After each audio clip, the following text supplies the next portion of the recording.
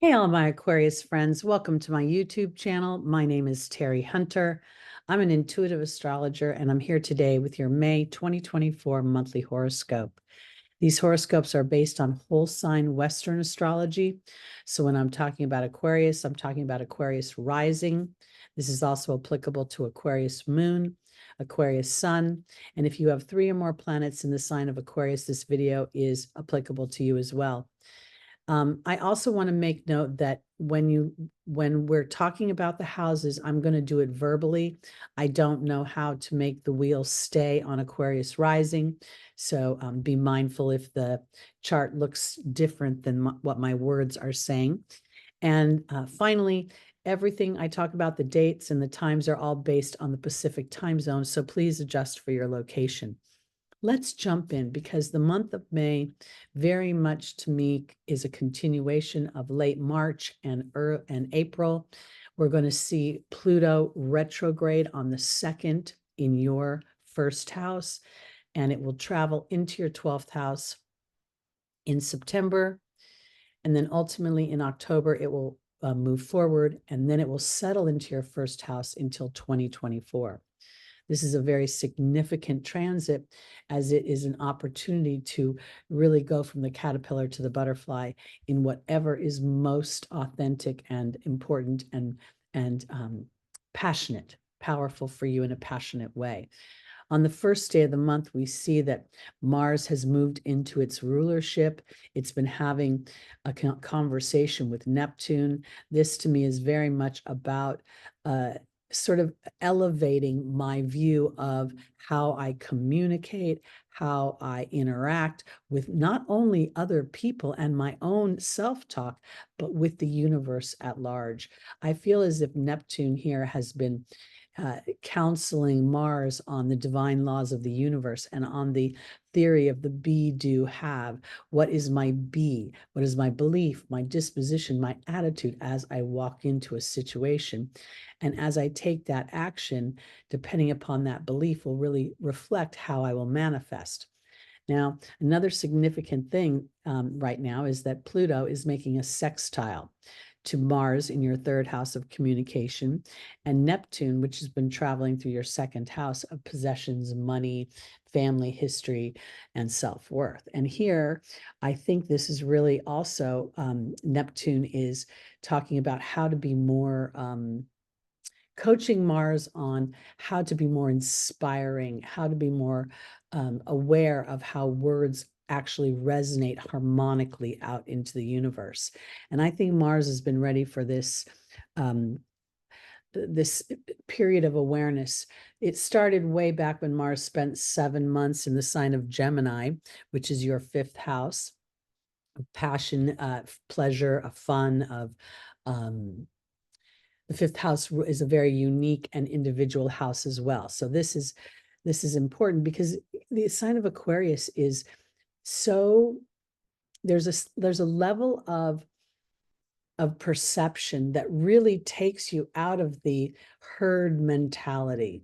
And as Aquarius settles into that idea that, you don't really do your best when you're homogenized. And that's kind of where I feel like the square here from Pluto to Venus, the exact square here at 2 degrees, is really visiting that idea.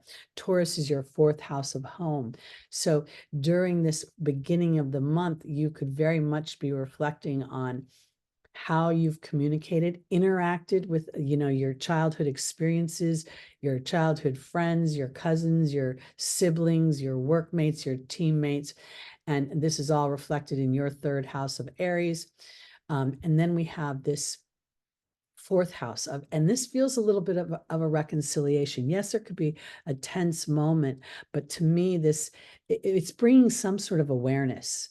And the awareness might be that there's certain dynamics that become imprinted within our life path, and they're trying to release them or to shift them in any way that removes them doesn't always work. It's an integration that does best. It's an integration. So I also want to make note that Mercury has now moved direct, and Mercury has been having, when it was retrograde, it was It went over the North Node 3 times, also went over Chiron 3 times. This has been very powerful for identifying what you want, what you're stretching for, what's important to you in the way of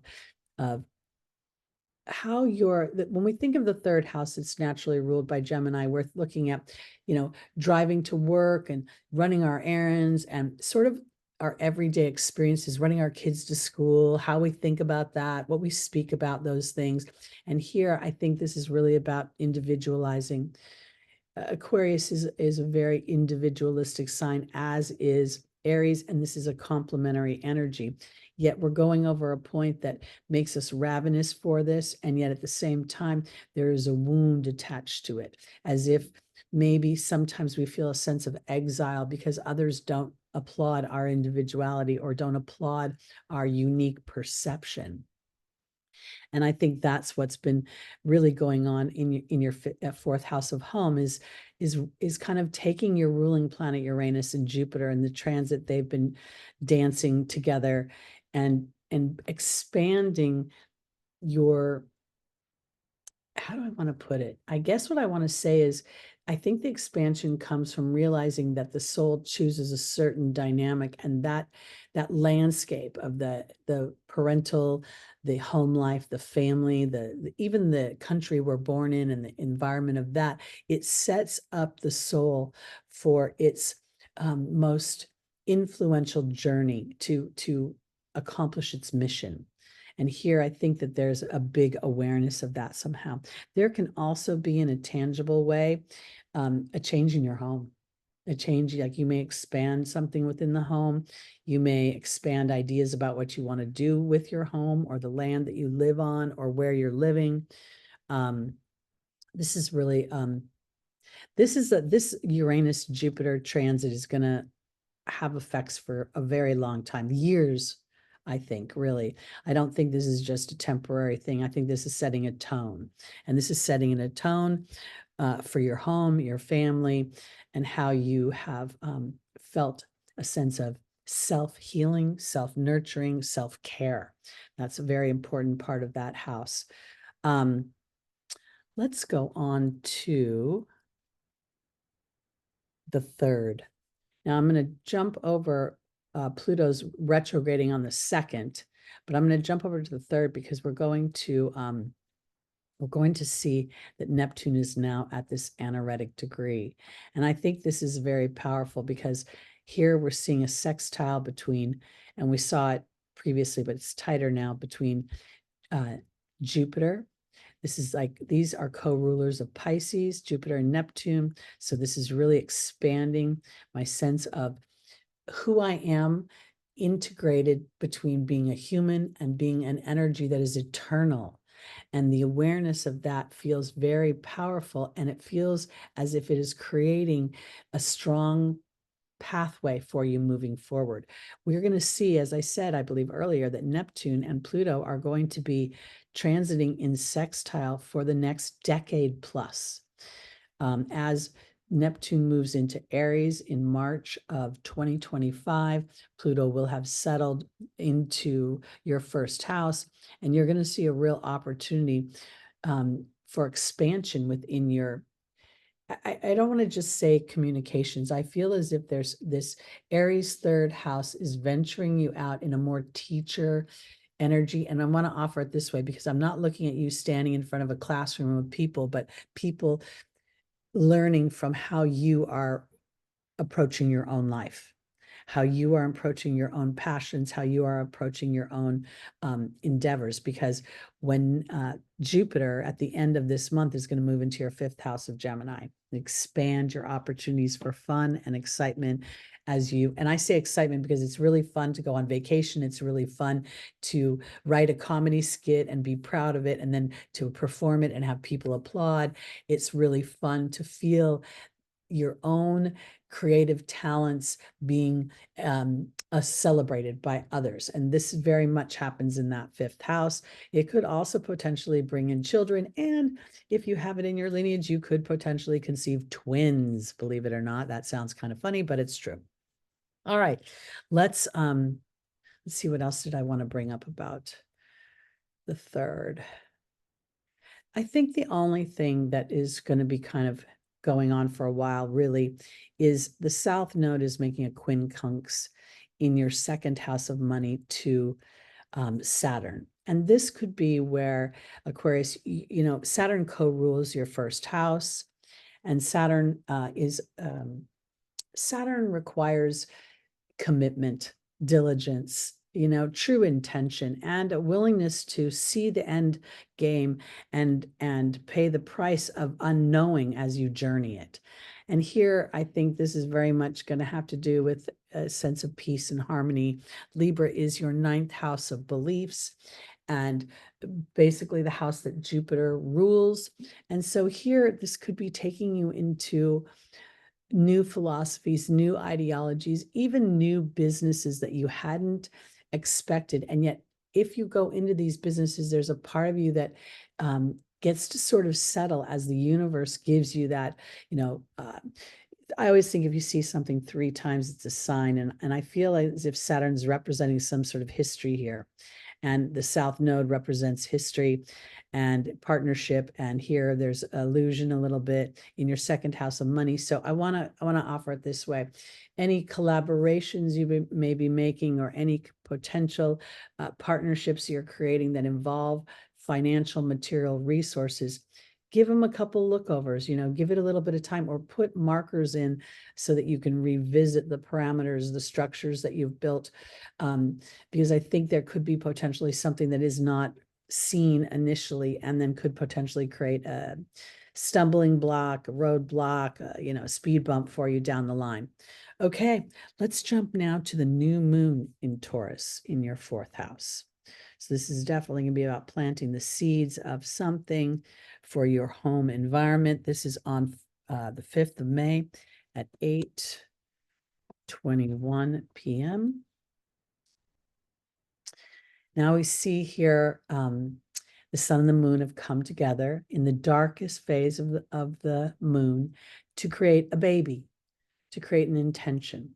And here we see this 18th degree is a Virgo degree.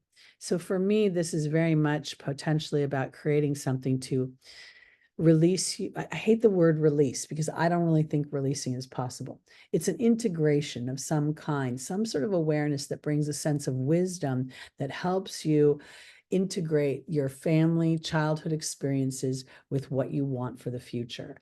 And this is very much being fostered by the Jupiter making this beautiful trine to retrograde Pluto in your 1st house. Jupiter's still in your 5th house, your 4th house of home. We see that this is Jupiter's making that sextile here to Neptune. And of course, Neptune is making the sextile to Pluto. So the focus is on this, will I escape whatever it is that has held me or tethered me to something that hasn't allowed my full blossoming? Because the 2nd house naturally rules history. Taurus rules the 2nd house, and that history is how it affected my self-worth. Taurus is now your 4th house, and with Saturn in the mix with the South Node, we're looking at a reconciliation of where you've been and giving you an opportunity to use that as the stepping stones that move you forward. We see at the same time as the new moon here in your 3rd house of communications and siblings. So if you have a sibling that might be a little bit, maybe you've had challenges with them, I don't know, maybe you're competitors, maybe the 2 of you are actually teammates, and you do an athletic thing that could be very Aryan. But here we have Mercury, which also rules our siblings. It rules the way we think and the way we speak, in an exact conjunction to Chiron in the house of self. So this would represent to me how I think about myself, how I perceive myself, the possibilities of myself. And this new moon is about setting an intention to have my verbal communications match what it is I want to experience versus what I have experienced. I think this is very, very powerful. And, there's this saying, fake it till you make it. And I know I've referred earlier to the be, do, have, what do I believe, but this is realigning your belief system. Realigning your belief system, Jupiter, in a trine to psychological Pluto, unearthing something that could inadvertently be toxic in the way that you're approaching things. I want to offer it this way. I hear people say all the time, I'm positive, I feel positive, and you can feel the negative underbelly of them struggling to feel positive. That is not true. The universe will respond to the struggling to be positive, not the verbal positiveness. So as you're aware of your verbal communication and the harmonic resonance that it makes out into the universe, then you can surrender to the truth of how you feel, which in that awareness allows it to move slightly out of that space that feels challenging. I know it sounds kind of funny when you say it that way, but it actually works that way. Okay, let's go on to, we're going to look at the 15th when Mercury moves into Aries. No, Taurus, sorry. Let me go back to 12 p.m. Okay, so now Mercury has moved past all these points and literally spoke with these characters 3 different times. The North Node, Chiron, and here we have Eris, which is Mars's little sister, and is a very strong energy for standing up for what I believe in. So now as Mercury moves into your 4th house of home, your thoughts again are going to be on what do I want to build? What do I want to plant? What am I willing to be disciplined at and willing to work. I don't want to use the word stoic, but there is a stoic nature to it. I can't help but say that. We have Venus making a sextile here to Saturn. And this is, again, Saturn is in your 2nd house of money. Venus rules money, Taurus rules money, and this is family. So, and the conversations that Venus and Saturn had back in March were all about sustainable structures to birth your own skills. And so here we go. This is for you. Aquarius. We also see that she's coming into a nice conjunction with Uranus, where she's starting to feel like I'm willing to really go where no man has gone before. And these planets are making a beautiful trine to Pluto, and they will continue to trine Pluto as the planets move into Gemini. Specifically, the Sun, Venus will catch up with Jupiter, and then Uranus, of course, will lag back a little bit, but still be in a loose orb with that in that trine. We see here, yeah, that's what all I want to say about that day. Let's move on to the 20th. When we move to the 20th, we see now Venus and Jupiter are really, they're very, they're having a summit. They have good food. They have wine flowing, the ambiance, there's music in the background, and they are talking big money. Big money. I don't know exactly how it's going to happen, but I know it's going to happen. Again, we have this beautiful sextile to Neptune, Neptune making a sextile to Pluto, Pluto making a trine to these planets, the Sun, Jupiter, and Venus. This, to me, I just feel like, I know we see this quincunx to the moon. This is going to be quick and fast and furious, as they say. And we have a little 1.5 square here from the South Node up to Uranus, and the other planets. But here, I really feel like this is almost like there is an opportunity, as you are brave and as you are willing to use your skills, your talents, your voice, your uniqueness, even if it goes against the norm, I feel like you'll find your tribe and you could start to see benefit. It's the kind of thing where, you've got this TikTok account, or maybe you're on Instagram and it's kind of limping along, and then you post one video and overnight it goes viral. There's a part of this, Aquarius, that as ruling science and space, that you can't always see the end, game. It's about the journey. And here, I believe this is where you surrender to the journey.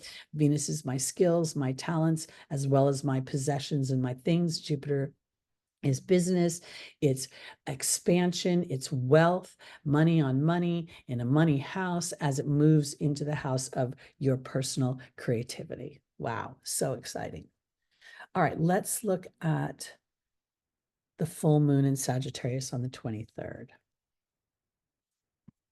And this is going to take place at 6:53 a.m. And here we see not only is this illumination bringing in an awareness of the potentials of what you can do in the business. Look at this. I know the moon is in an opposition to Jupiter and Venus, but this doesn't feel negative to me. It feels like it's illuminating my skills, illuminating my potentials. This is the 29th degree. It's the anaretic degree. It reduces down to an 11. 11 represents the master number of thought. It's an angel number, and it's an exact trine to Neptune, and the Neptune's making a trine to Pluto, and sextile. They're in a Neptune, and Venus is in a sextile to Neptune. Neptune's in a sextile to Pluto, and Pluto is in a trine. This is a focal point, using the divine laws of the universe and what I have learned about them to move my story forward and to bring me a sense of comfort as I'm brave in shifting not only what I think and what I speak, but literally my everyday activities. Because as Jupiter moves into your 5th house, while it is considered in detriment, Jupiter really is never in detriment anywhere. The detriment is a little bit of gluttony, entitlement. This is here a potential of great expansion and an integration again of the beautiful polarities of what it means to be expansive and still be within my everyday world. Okay, I got a little excited there. Okay. Anything else I want to say about this day? I don't think so. Let's go on to the 25th. This is the day that Jupiter enters Gemini. It will happen later in the day. So let me I'm going to click on 6 p.m. And here we see now Venus has entered your 5th house. And, here Venus, I feel like Venus is very curious when she gets in Gemini. She gets very flirtatious and she wants to, very social as well. So you could see a bit of expansion in your social activities, but I definitely think you'll see an expansion in your social media. We see Jupiter will be here for the next year until June of 2025. And when we see that, there's going to be a big energy shift in March of 2025 when Neptune moves into Aries.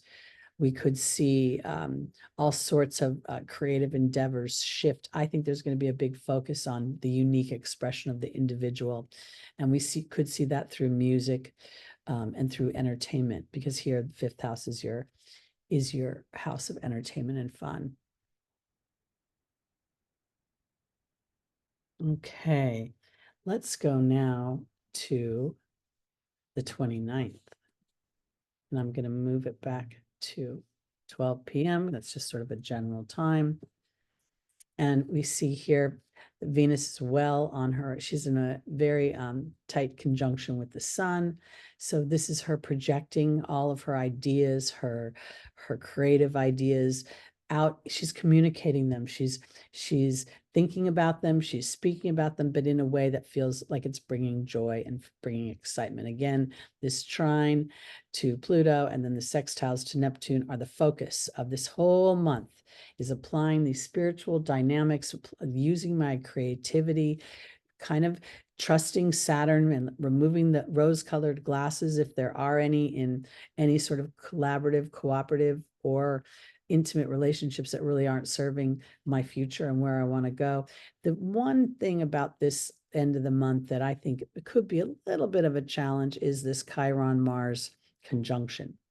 This could really stoke the wound. And for those of you that have, people around you that, don't believe in astrology or don't believe in, a bigger picture, you could find somebody rubbing up against you and saying, who the hell do you think you are? Who do you think you are to blah, blah, blah, blah. Again, this is your third house of community, of networks, of, and when I think of networks, I'm like neighborhood networks, running my errands. It could be like the PTA or the moms people, or, there's smaller groups that affect my everyday world, not like the internet where, somebody across the world is commenting and you don't know who they are. This would be somebody that you might potentially even know or be related to. And they could be irritating. And this is an opportunity for you to start to personally, for yourself, demonstrate the higher vibration of Mars versus going into a place of having to defend yourself. Here we see the South Node is making a beautiful trine up to, Venus and the Sun, and that's going to grow, as well as Pluto. So this is an opportunity for transformation within your committed partnerships. Also, I never want to forget that Libra is about justice and fairness and about how do I create harmony for myself that I then bring into my relationships. So I think this is very powerful for us all. All right, that's pretty much it. We can pop off to the 31st, but things are pretty close to the same here. We see no squares on this day. We got a little bit of a half square from the Sun and Venus to Chiron and Mars. But again, I think that overall that the more dominant energies of Jupiter and Pluto's trine, making this beautiful sextile over here now to Neptune, I feel as if there is a real awareness, especially with Aquarius, because Aquarius is ready for awareness. They're ready to move to the next level of co-creation and of power within, the power of knowing how they contribute to their happiness, to their abundance, and claiming that. I want to remind Aquarius, you're an Upachaya house, which rewards over time. Your house naturally represents hopes and dreams, and your hopes and your dreams contribute to the collective. They inspire the collective. So as you embrace them and you embrace the challenges that may come your way, that's just sharpening the tool that is your mind and your innovation. All right, Aquarius, that's it for May 2024. Again, my name is Terry Hunter. I'm an intuitive astrologer. If you'd like to book a reading with me, I'm available and my information is below in the description. You can also book an intuitive card reading with me. All right, we'll see you in June and have a wonderful May. Bye-bye.